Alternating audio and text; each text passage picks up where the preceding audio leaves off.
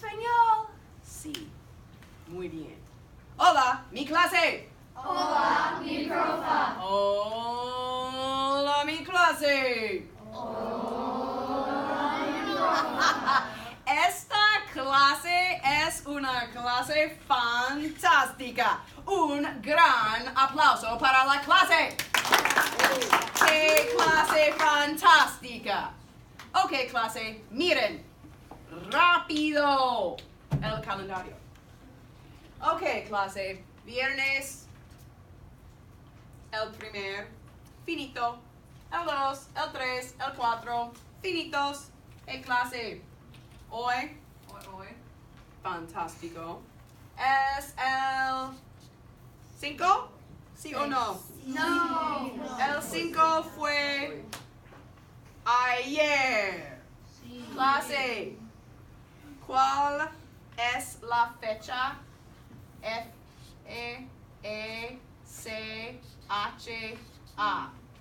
¿Cuál es la fecha de hoy? El 6. Sí. Clase, miren.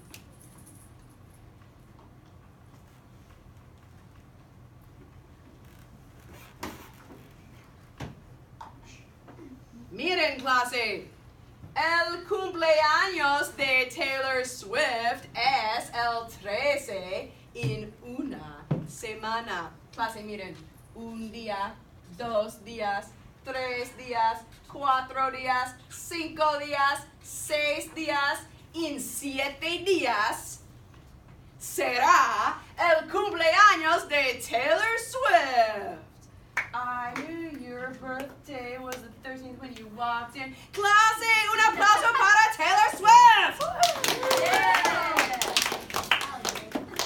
Y clase, en 1 día, 2 días, 3 días, 4 días, 5 días, 6, 7, 8, 9, en 10 días será el cumpleaños de C. Un aplauso para C. Hey, Sadie. I knew you were awesome when you walked in. Hey, Sadie. ¿Cumplirás tus 12 o 13 años? 13. ¡Wow! ¡Clase! Sadie va a cumplir sus 13 años y el cumpleaños de Taylor es el 13. ¡Wow!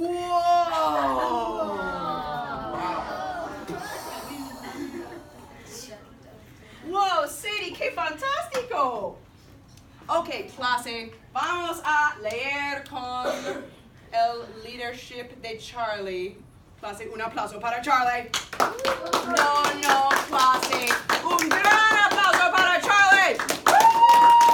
No, clase. Un gran aplauso entusiasmado para Charlie. Gracias, Charlie. Ok, clase, vamos a leer. Vamos a leer con Charlie. Y vamos a leer en español con Charlie. Y vamos a leer en español con Charlie y conmigo. Conmigo, con él y con toda la clase. Ok, Charlie, vámonos. 1, 2, 3. Hoy es miércoles, el 6 de diciembre del año 2017. Está fresco, hace sol. En mi opinión, hace buen tiempo. Clase, miren.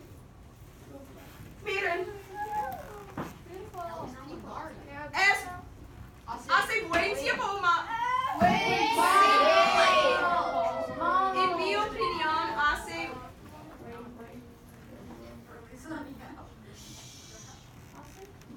En mi opinión, hace un tiempo maravilloso. En sus opiniones, ¿está maravilloso? No. Oh, lo siento. Hey, clase, este tiempo es normal en diciembre. Sí. En California. No. Clase, una persona en la clase va a California durante las vacaciones. Una persona durante las vacaciones, una persona va a California. ¿Tú vas a California? Sí. ¿Dónde? Los Ángeles. Venice Beach.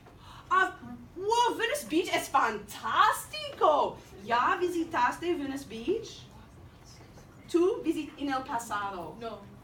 Wow, una persona ya visitó Venice Beach. Will, ¿tú piensas que Venice Beach es fantástico? En mi opinión, Venice Beach es fantástico. ¡Qué suerte! Y Eva, ¿visitaste tú Venice Beach? Sí. ¿En tu opinión es fantástico o terrible? Fantástico. En mi opinión y en la opinión de Eva y en la opinión de Will, Venice Beach es fantástico. Yo voy a Los Ángeles. Yo voy a Los Ángeles. LA. Oh, LA. Yo voy a LA. Tú vas a Venice Beach. Venice Beach está en LA. Es una parte de LA. All right, kids. Reading. Before we start reading, I want you to think about yourself as a reader in English. Because you're reading in English, like if you're like a really enthusiastic reader in English, if you'd like a challenge and you're reading in English, that's going to be that's going to describe you as a reader a lot in Spanish too. If you're the kind of reader who likes to take it easy and like stick with easy short books and like doesn't really push yourself in English, that's probably going to describe you in Spanish as well. So tell someone near you, what type of reader are you? Do you want a challenge or do you want to take it easy?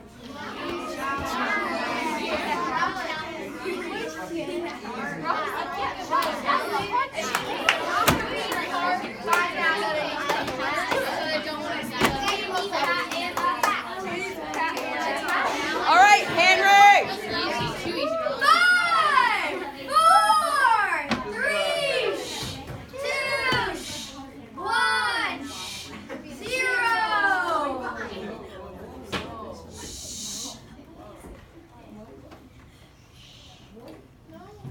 Gracias, Henry. Okay, guys, so I'm going to talk to you about your reading, but first I want to talk to you about your grade in reading. Your grade up until now has been mostly based on listening and just a few little activities that go along with listening. That's all about to change, kids. From here on out, you're going to be graded every day on reading, so we're going to spend about 10 or 11 minutes at the beginning of class reading in Espanol. So, reading is going to now begin to comprise 25% of your final grade. However,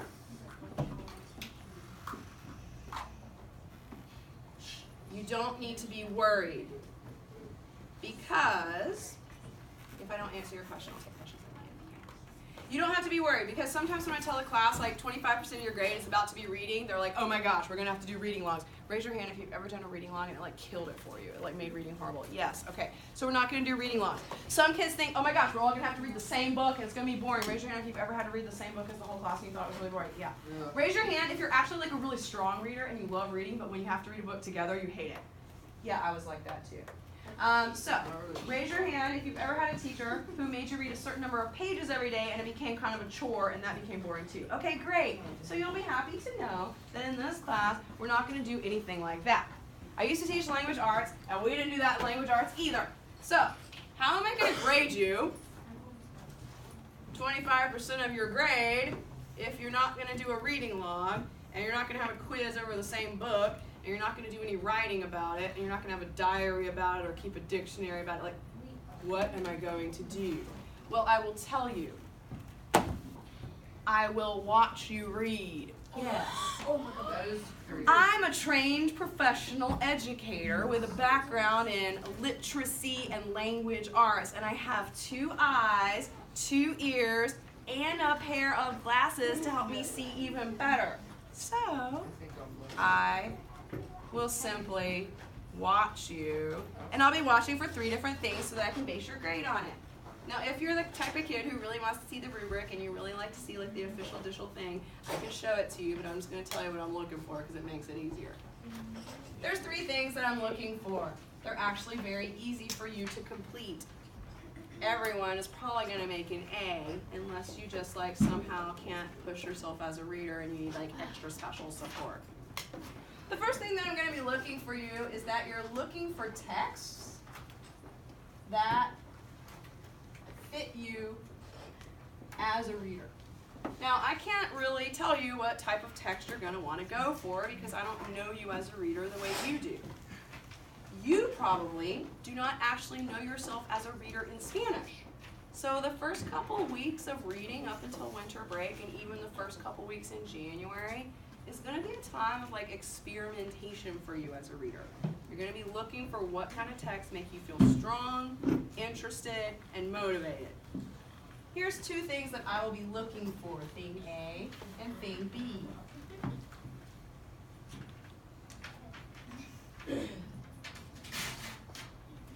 Thing A, just a visit from our friend the Cat in the Hat and his friends, thing A and thing B.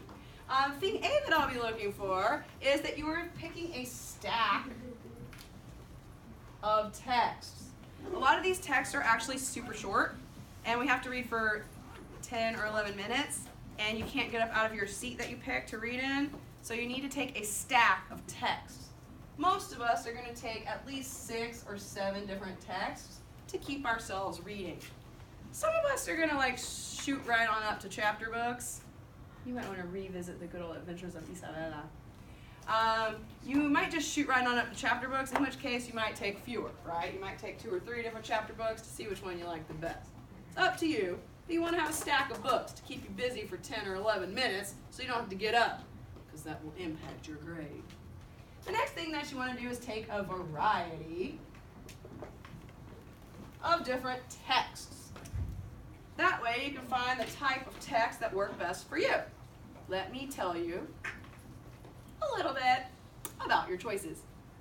This box right here is full of, well, not your class yet, but soon it will have what you did yesterday, these little bilingual readers. And it also has some stories that your class and the other Spanish class wrote. This is the story of the chicken wing.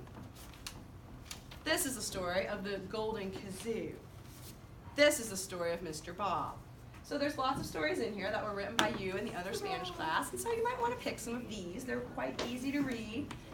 You probably want at least 6 or 7 of these, at least, because they're very short.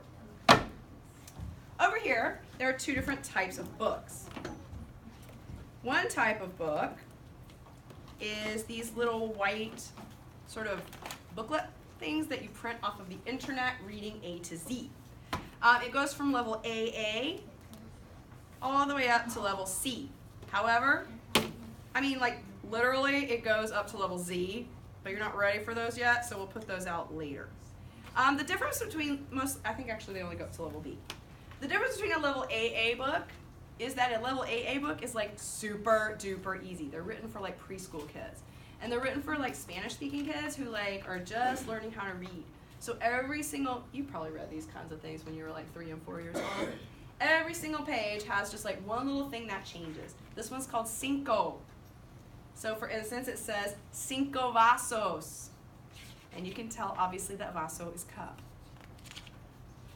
Cinco bowls. Cinco platos. Okay, so like every single page teaches you like one little vocabulary word. Here's a level B book. Animals can move. Ooh, I didn't know that. Wait, really? The snake can move. That's not true. The horse can move. The insect. Oh, and then you get kind of, ooh, wait. No, it gets even more complex. It's like the bunny can hop. The polar bear can swim. So these books will teach you a good amount of vocabulary because you're like just reading one little sentence that's got the picture right there for you. So they're not exactly the most fascinating plot line, okay? But if you start with these and you start moving up later, you will find, oh, here's a good one. I clean up. Wow. Mm-hmm. Whoa. I clean up my teddy bear. I clean up my cat. This could be a good lesson for a lot of you kids. If your parents want you to learn to clean up better, obviously. Like, okay, cat, we're gonna throw it in the dryer. There are, thanks for listening. There are also some books in here that are nonfiction that are written for like a Spanish immersion program about a kindergarten and first grade level. These are more like a preschool level, and these are more like kindergarten and first grade. Usually with nonfiction, there are pictures that can help you like read stuff that's a little bit more complex, okay? So this one's called Different Types of Dwellings, and it tells you about all different kinds of houses. Oh, this person lives in a prefabricated home. This person lives, oh, and they go to the same school.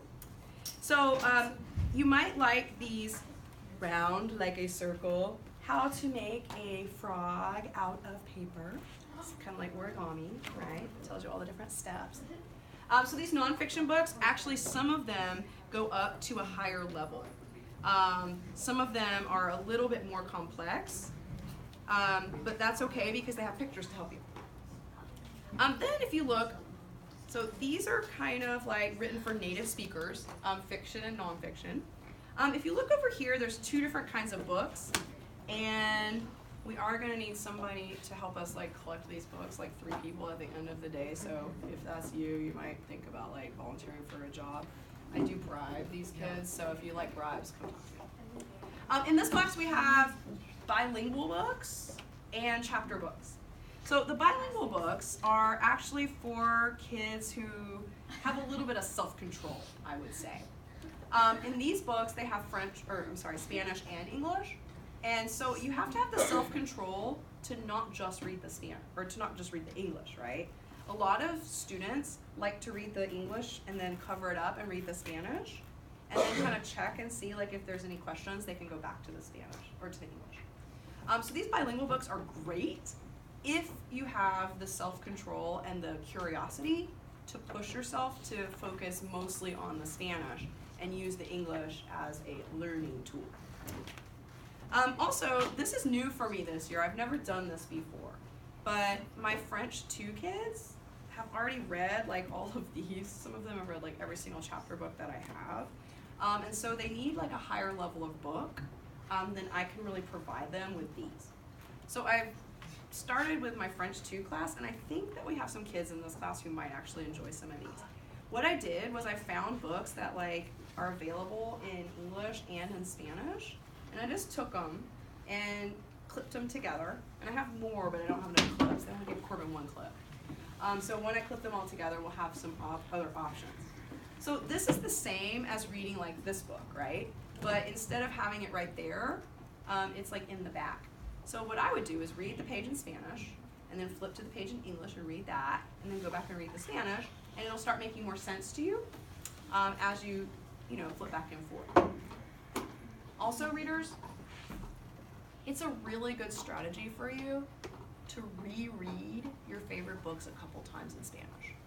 Every single time that you reread a book, okay, raise your hand if you've ever reread a book in English and you learned a whole bunch more the second time. And raise your hand if you like noticed things the second time that you never noticed the first time. So in Spanish, that's going to happen to you, but especially it's going to happen with the language and the words, right? So I would suggest like read the book, use the English, read the book again, and then just keep working with it until like you feel like you've learned everything that you can out of it. So there's lots of different bilingual books here. Even got The Cat in the Hat in English and Spanish. Here, you try that one. All right, so chapter books. Some of us are such big readers, we really love a challenge that we're never going to read any of these other books. We're just going to jump right to the chapter books. Some of us are going to try the chapter books and then try some of these and then go back to, it doesn't really matter as long as you're reading and, like I said, trying to find texts that you like, that make you feel strong, interested, motivated, and like you're growing. The great thing about these Spanish books is that they're not just like written for native speakers like these ones are. They're written for kids like you who are learning Spanish. And I have a bunch of different titles, but I just picked a few that, actually that's Spanish, that's French. I just picked a few different titles that are really appropriate for like a beginner level. This one I'm really excited about. I've never read it before. I just ordered it, it just came in. But it looks just like Diary of a Wimpy Kid on the inside. It's like text and little drawings, I love it. Meet Federico and his kin, a seemingly ordinary immigrant family living in the United States.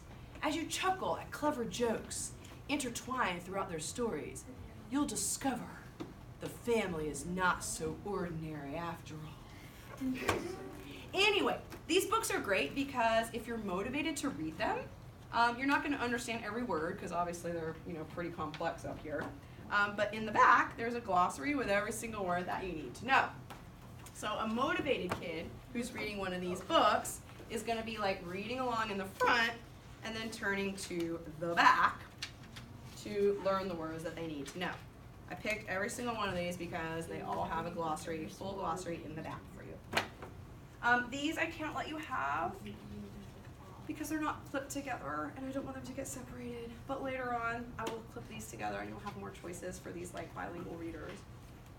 Turn and tell somebody near you, what kind of book do you think you're about to pick? Go!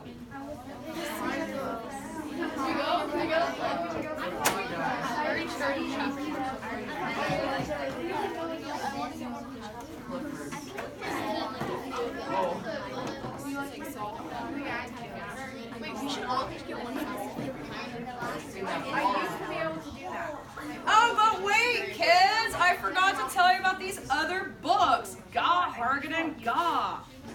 You're getting the bonus because I totally forgot to tell first period about these. What a bummer. Que tonteria. You know the word tonto? Yeah. So like, que tonteria is like, how dumb of me. Que tonteria, classic. So, last year, if you look by Charlie and Tian back there, last year at the end of the year, my first year classes, and you'll do this too at the end of this year, they worked with a partner and they made a little publishing company. This one is Moonstruck Studios, and this one is, let's see what the name of their publishing company was. Oh, they didn't put it on here. This is BS and Company. Anyway,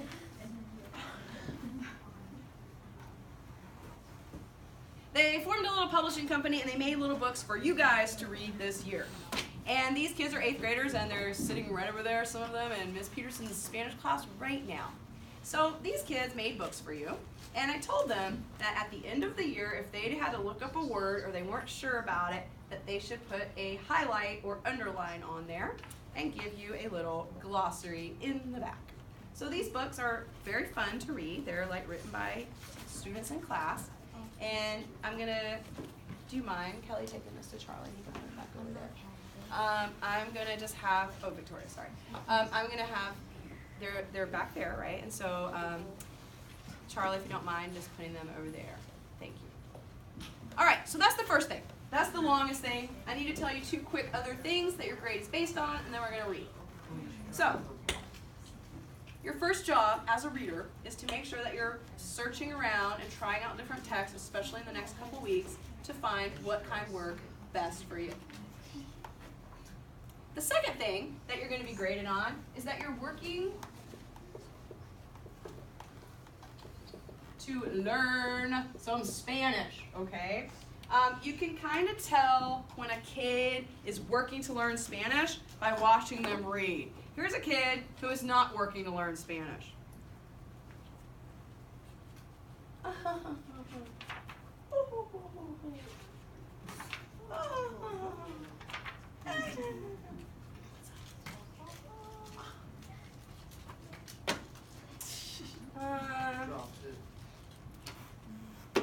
All right, so, a kid who's really working to learn Spanish is going to be, well, like if they're reading a book like this, you would see them like looking in the back to find out, words that they need to learn.